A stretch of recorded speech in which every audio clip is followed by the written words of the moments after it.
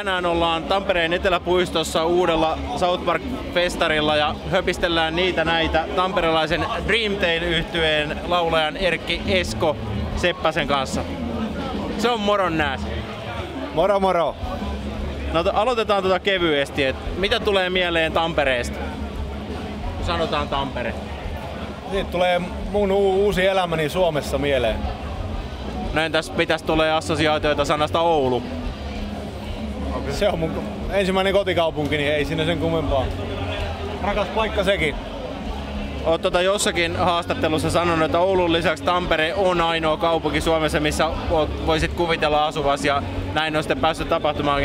Mikä niin teistä Tampereesta tekee hyvän asuinpaikan?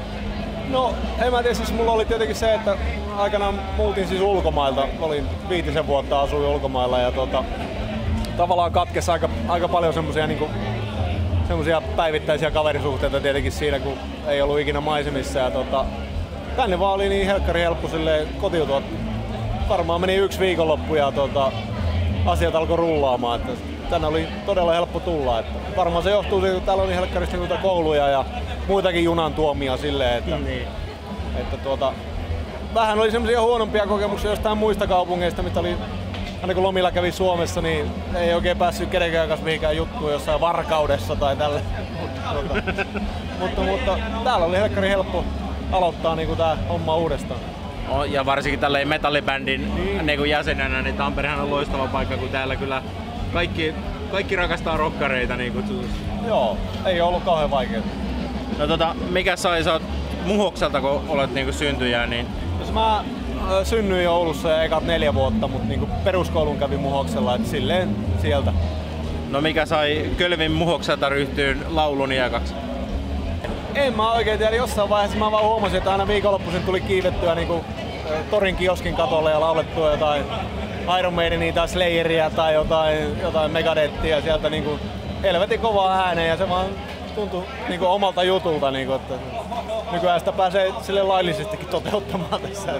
No Dreamtale on bändinä ollut olemassa jo aika pitkään ja jäsenistö ne on tietysti ajan saatossa vaihtunut, mutta onko nyt, tuntuuko sieltä, että on se oikea jengi kasassa, että tällä porskutetaan hamaan tappiin asti? Joo, no siis kyllähän tuo ydin tavallaan muodostui siinä jo 2008-2009 talvella silleen, että Ristolaisen Pasi, joka oli näitä vanhoja jääriä, niin silloin päätti tavallaan jäädä eläkkeelle näistä hommista ja tuli tää Ahosen Heikki bassoo siinä ja mä toin itse tavallaan mukana, kun mä liityin Kolehmaisen Sebon, oltiin samassa bändissä silloin aikana ja Akseli oli liittynyt vähän aikaisemmin, että se on säilynyt tuossa samana, että kyllä se aika pitkälti se ydinjoukko siinä on nyt ollut sen 8 vuotta. Tässä on Dreamtalein kautta on kulkenut yksi kovimmista, voisi sanoa, että listasta myöskin näistä entistä jäsenistä. Siellä on Jarkko Aholaa, Rolf Pilveä, Marko Hietolaa. Tuoreimman albumin tekijöissä on Extrato, Timo Tolkkia ja tämä vähän vaikuttaa, että ei Suomen musiikkipiirit niin kauhean isoja sitten loppujen lopussa kuitenkaan. No eihän ne silleen ole, että kyllä kaikki vähintään tuntee jonkun, joka tuntee sen, ketä haluaa tietää. Että siis, kyllähän tää sen verran pieni maa on, että siinä on tietysti omat hyvät puolensakin silleen. Tuosta tämän päivästä näytteestäkin oli havaittavissa, että te olette suomalaiselle yleisölle tuttu bändi. Ja minkälainen suosio on sitten tuolla maan rajojen ulkopuolella? No meillä on ihan hirveästi päästy vielä käymään. Meillä on pari Venäjän rundia ja sitten yksi oli tuolla Etelä-Euroopassa, Italiassa käytiin muutama keikka vetämässä. Että sanotaanko, että se on vähän sama sielläkin niin kuin Suomessa, että niitä faneja ei ole kauhean paljon, mutta niitä on vähän joka puolella. Että siis Venäjän rundi oli kaikista sille yleisömenestyksekkäin, että sitten kun oltiin Italiassa, niin me oltiin yhden italialaisen bändin kanssa siellä kiertämässä, niin sitten sieltä tuli Saksasta tyyppejä kattoo Italian keikkoja silleen, että niitä on siellä täällä, että kuitenkin bändi on tehnyt 6 levyä, että on ollut silleen maisemissa jo jonkun aikaa, että ei niitä tuhansia ole, mutta joka paikasta löytyy joku, joka tietää bändiä, että se on hienoa aina. No onko teillä maailmanvalloitusaikataulu jo lyöty lukkoon, että millä aikataululla koko maailma on soitettu läpi? En mä usko, että tässä iässä on enää semmosia että me tehdään tätä juttua, koska se on kivaa, että Kaikki mitä tulee on plussaa. Tässä on taas vähän just kun tää power metal on uudelleen nostanut päätänsä, niin samalla on tullut taas muutamia uusia bändejä, vanhojakin on vielä. Vanhat vahvimmat on selvinnyt, Helloweenit, Stratot, Sonata Arcticat vois sanoa näin. Niin mikä on se sun mielestä millä niinku Dreamtale nousee niinku eroon? Vai onko edes niinku tarvetta erota, että mennäänkö sillä niinku peruspoverilla? Mä sanoisin, että tuo live-homma niin on aika lailla se, että mistä mun mielestä me erotutaan ihan selkeästi. Toinen on se, että mä en ole ehkä ihan se tyypillisen power metal laulaja niin soundilta, niin että se menee ehkä enemmän tonne vähän niin Digison raspiosastolle se mitä mä teen. Että tokihan niin Deriksestä mä tykkään itse ihan helkkaristi, että se kans haltsaa niin tämän munaskupuolen. Teitä on tullut tosiaan tasaisesti levyjä, 2-3 vuotta on yleensä ollut väliä.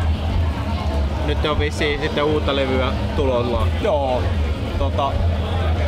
Mä olin itse toisen bändin kanssa tässä kevään kokonaan kiertueella. Mulla tuli toisella bändillä levy, että mä en ole silleen ollut nyt niinku levyn tekovaiheessa vielä silleen, mutta niinku jätkät on käynyt soittelemaan ja ymmärtääkseni niinku melkein on levyllinen matsku ja sitä on multakin tulossa varmaan joku biisi tässä vielä, että kesän aikana tässä tehdään sitä seuraavaa sitten. Joo, sä viittasikin tossa jo, että Kurskin kanssa on nyt tullut keikkailtua ja uutta levyäkin tosiaan tuli. Ja sitten sen lisäksi sä vielä teet tribuuttia ja sitten niinku cover-projekteja on mukana, niin miten aika riittää tähän? No, sanotaan näin, että ehkä nyt tässä kun on perhettäkin tullut viime vuosina, niin alkaa ehkä semmoinen saturaatiopiste olla. Että kyllä se alkaa aika lailla se aika olla niin kuin käytetty mitä käytettävissä on. Että mulla oli pikkusen vaikeuksia tuossa sanotaan niin kuin viime syksyllä, kun oltiin tehty tää Talen teemalevy, joka oli niin kuin vienyt multa ihan helvetisti energiaa, niin mulla oli helvetin vaikea kirjoittaa yhtään mitään. Ruvettiin tekemään Kurskin seuraavaa. Se oli vähän pelottavaakin, koska mulla ei koskaan aikaisemmin käynyt niin. Mutta mä sitten häivyin Tallinnaan erittäin pitkäksi viikonlopuksi ja otin semmosen räkäisen hotellin sieltä ja sieltä sitten niin fiilistelemällä. Tavallaan, että kaikki muu asia oli niin ulkopuolella, että pystyi vaan keskittyä siihen niin musan tekoon, vähän niin kuin teininä joskus.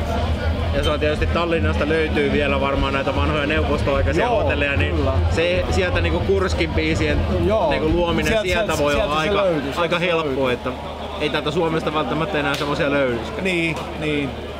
Että toki mulla on edelleen haaveena soololevy tehdä jossain vaiheessa, mutta sanotaanko, että mä oon sen verran jo vanha, että mä en ehkä niinku hinnalla millä hyvänsä lähde sitä tekemään, että mä yritän ensin saada jonkun diilin sille. Että tässä on hakannut 10 vuotta päätään seinään ihan tarpeeksi. Että jos se tulee, niin sitten se tulee. Mutta matsku on aika pitkälle valmiina sille kyllä. Joo, ja nyt tietysti aikaa tästä eteenpäin varmaan tulee mennä tähän Dreamtalein uuteen. Jonkun verran joo, ja sitten meillä on syksyllä Kurskin kiertue Venäjällä, nyt menee 2,5 viikkoa. Sekin on semmonen vielä. Mutta kyllä sitä aikaa löytyy, jos sitä vaan haluaa tehdä. Et se on priorisoinnista kiinni, että perhehän siinä kärsii. Vähän se. Sori vaan. Joo. No mutta tässä on juttelis vaikka kuinka pitkään, mutta jätetään nyt seuraavaankin kertaan jotain, vaikka seuraavan sen uuden levyn tiimoilta voidaan ehkä jutella. Joo, jutella niinku enemmän. Eli kiitoksia juttutuokiosta ja menestystä kaikilla mahdollisella rintamalla. Kiitoksia. Sylvesterin terveisiä.